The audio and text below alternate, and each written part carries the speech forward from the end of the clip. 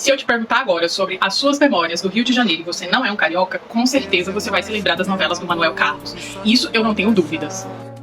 O som de bossa nova, a galera caminhando nas praias do Leblon, tudo isso fez parte do nosso imaginário e dos nossos objetos de desejo. Afinal, quem não quer fechar a clínica de estética às 2 horas porque está muito cansada e quer voltar para casa para ter maior qualidade de vida, não é mesmo, dona Helena?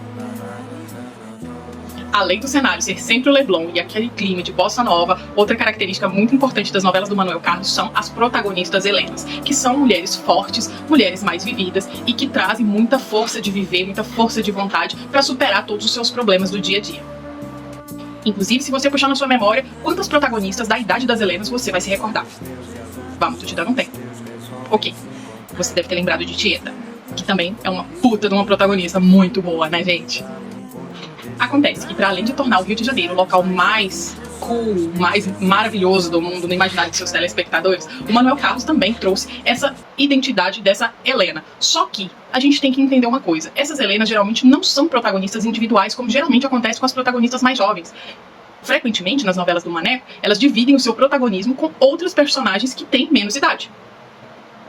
E aí eu me pergunto, além de Tieta, que outro personagem vocês se lembram que teve protagonismo sozinha, sendo uma mulher, por exemplo, de 45, 50 anos? Já que a gente identificou que muitas das personagens do universo do Manuel Carlos dividem o seu protagonismo com outros personagens mais jovens.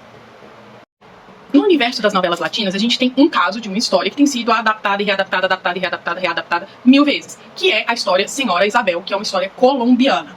Era uma minissérie e que tem sido adaptada para telenovelas. A primeira adaptação para telenovela que rompeu com todos os recordes de audiência foi Mirada de Mujer, que foi uma adaptação da TV Azteca, principal concorrente da Televisa conhecida dos brasileiros. Mirada de Mujer foi tão importante que até hoje os remakes e adaptações não conseguiram alcançar o nível de sensibilidade e sucesso mesmo que essa trama alcançou com as suas telespectadoras.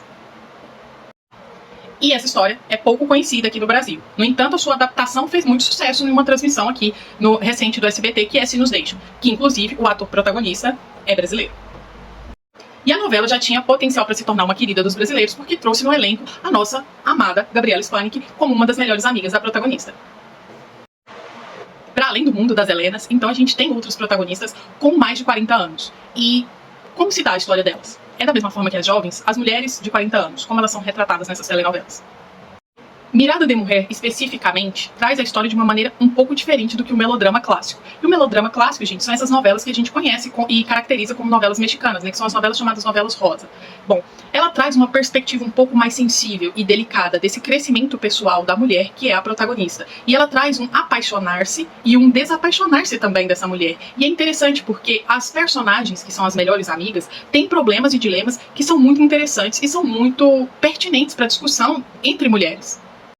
E se você não sabe, a telenovela é um dos instrumentos de produção e inserção de discussões de temas importantes para a sociedade. E na época, que é no final da década de 90, que foi ali a Mirada de Mujer, eles discutiram sobre a questão do câncer de mama e também sobre a questão do envelhecimento da mulher, e que foi muito interessante. E o ponto central, claro, que é essa mulher mais velha que se apaixona pelo rapaz de 35 anos.